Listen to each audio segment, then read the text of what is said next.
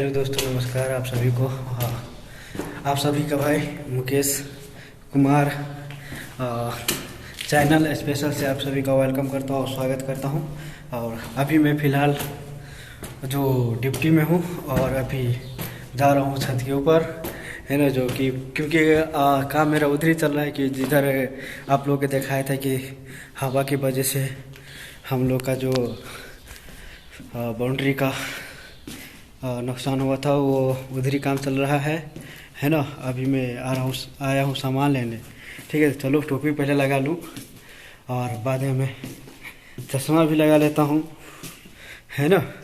तो चलो और सब देखते हैं कहाँ है सामान सब, है ना। सामान सब देखा रहे हैं कि क्या चीज़ लेने आए हैं। बहुत गर्मी है, क्या करें, है ना। और ड्यूटी तो ड्यूटी होता है भाई, ड्यूटी तो करना ही पड़ता है। क्योंकि देखिए कि छोटा सा रूम है और इसी रूम में शायद सामान मिलेगा, है ना। तो चलिए दरवाज़ा खोल के चेक करते हैं। चलिए दरवाज़ा खुल गया, शायद सामान भी मिल गया तो ज़रूर। और सामान तो दिखाई नहीं दे रहा है।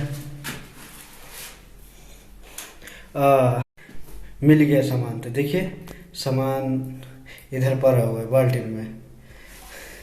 देखिए ग्राइंडर है।